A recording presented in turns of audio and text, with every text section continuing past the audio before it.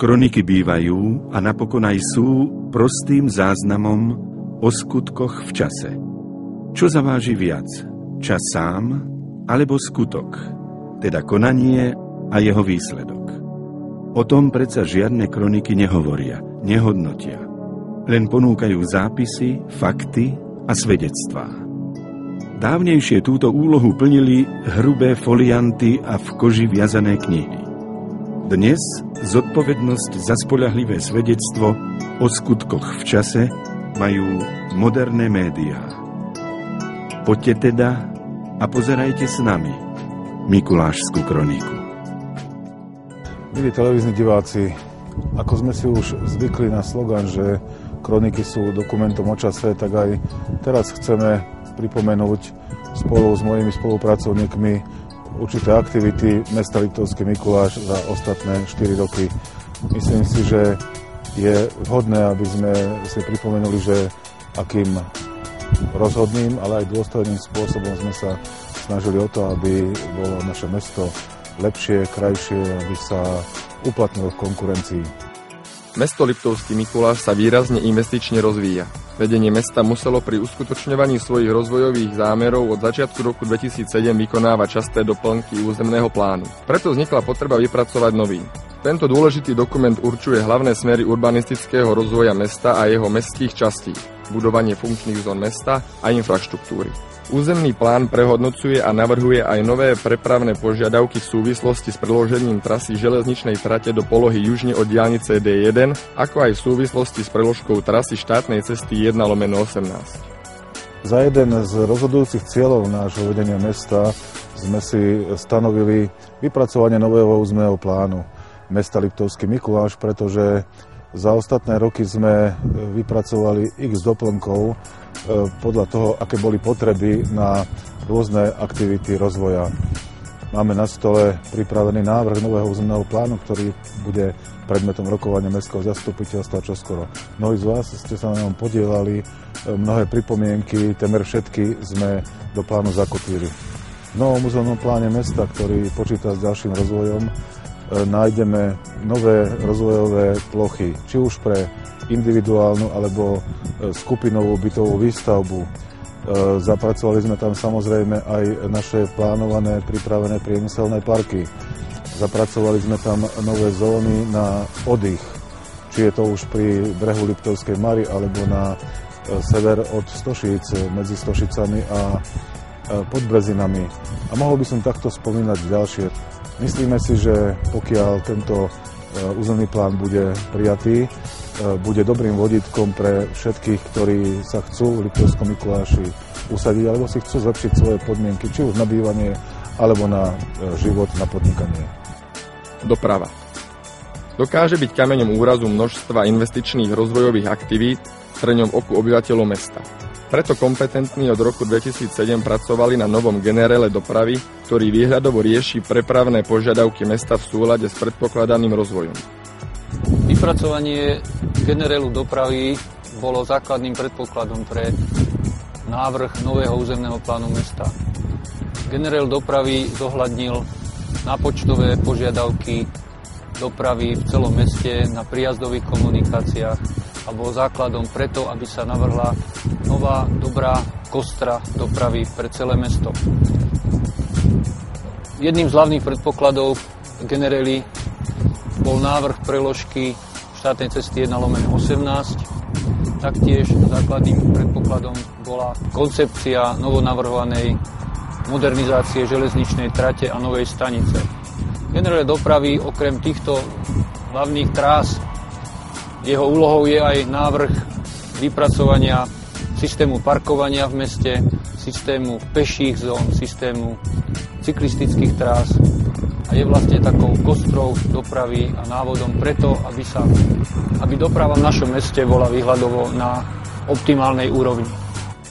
Výsledky všetkého vysloveného sa už zhmotňujú. Jedným z neprehliadnutelných dôkazov je okružná križovatka na Janošíkovom nábreží.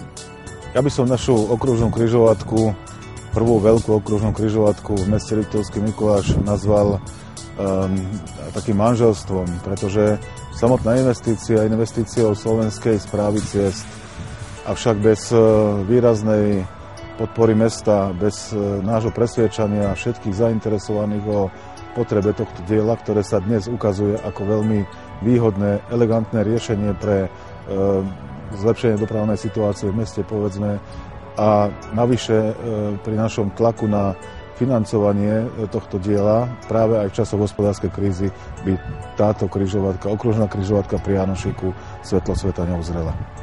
Za ostatné 4 roky sa v Liptovskom Mikuláši podmienky pre automobilovú dopravu ich chodcov zlepšovali aj vďaka rekonštrukciám mnohých ulic v meste.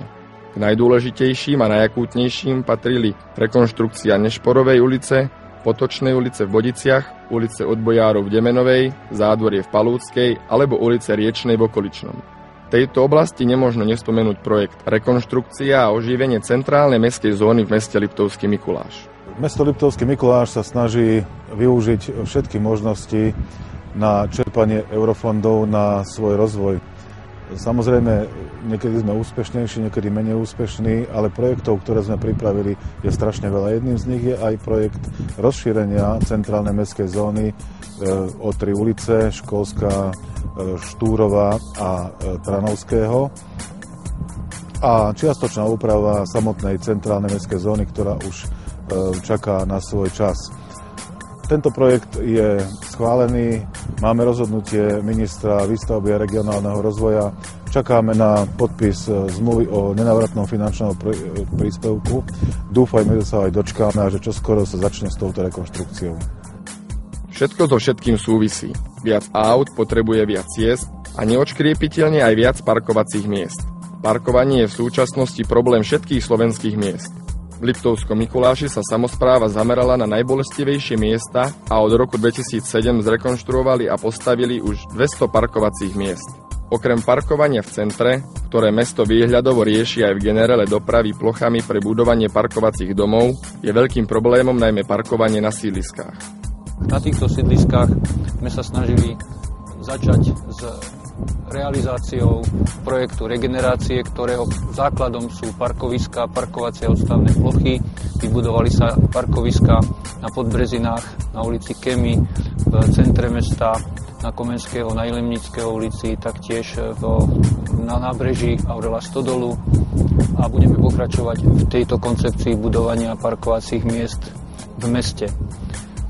Mesto je členom asociácie parkovacej asociácie Slovenska a aj s ich podporou hľadáme nové námety pre koncepciu a pre skvalitnenie parkovania v našom meste. V oblasti dopravy sa nedá myslieť len na motoristov. Veď aj moderné ekologické trendy vo veľkých európskych metropolách začínajú tlačiť do popredia cyklistickú dopravu. Mesto Liptovský Mikuláš v tejto oblasti nechce zaostávať. Máme tu náš projekt cyklochodníka. Pôvodný zámer urobiť cyklochodník zo Žiaru cez Podbreziny, cez mesto Liptovský Mikuláš až do Trnovca je vízia na dlhé roky dopredu, ale my sme prijali rozhodnutie, že chceme urobiť cyklochodník od Jánošíka, od Novej okružnej križovatky po Hrádzi Váhu, Princípe a Smrečianky až s napojením na existujúci cyklochodník od Sila cez Podbreziny. Prioritným záujmom pre realizáciu projektu cyklochodníka v meste Liptovský Mikuláš bolo vlastne získanie externých zdrojov na výstavbu tohto cyklochodníka. Keďže sme dlho očakávali na výzvy, ktoré mali byť vyhlásené v rámci regionálneho operačného programu v rámci infraštruktúry cestovného ruchu a tieto boli nakoniec teda neoznámené, bolo jedinou možnosťou získať prostriedky v rámci programu cezhraničnej spolupráce Poľská republika, Slovenská republika, kde mesto vlastne podalo tohto roku žiadosť o získanie nenávratného finančného príspevku. Projekt bol podaný v rámci Euroregiónu Tatry, kde sa spoločne s ďalšími obcami zaujímame teda o získanie nenávratného finančného príspevku na projekt Cesta okolo Tatier. V prípade, že tento projekt nebude úspešný, tak mesto vyvinie maximálne snahy na to, aby sa podarilo cyklochodník zrealizovať aj v rámci vlastných zdrojov. Známe vidieť a byť videný neplatí len na cestách. Dobre to padne aj chodcom v nočných uliciach mesta. V Liptovskom Mikuláši bolo až do roku 2008 zastaralé osvetlenie a na mnohých miestach chýbalo úplne. Toto verejné osvetlenie sme sa rozhodli na základe projektu modernizácie jeho v roku 2008 rekonštruovať a nainštalovali sme zhruba 2895 nových úsporných svietidiel. Samozrejme, že aj tým pádom sme osvetlili aj tie miesta, ktoré doteraz neboli osvetlené, a to znamenalo o 400 svetelných bodov viacej. Toto sa odzrkadlilo hlavne v tom, že sme v rámci úsporných opatrení dosiahli skoro 40% úsporu a tým pádom tie náklady, ktoré boli predtým na opravu, rekonštrukciu, ale aj vôbec spotreba ako taká elektrickej energie bola veľmi vysoká a týmto pádom sme dokázali ušetriť pre mesto značné finančné prostriedky. Takisto aj sme dokázali osvetliť priechody pre chodcov. Tým sme zvýšili bezpečnosť pre chodcov, hlavne v mestskej časti Podbreziny, v okoličnom, na ulici 1. mája, na ulici Garbiarskej, ale aj v samotnej Palúcke, Demenovej a takisto aj Ondrašovej.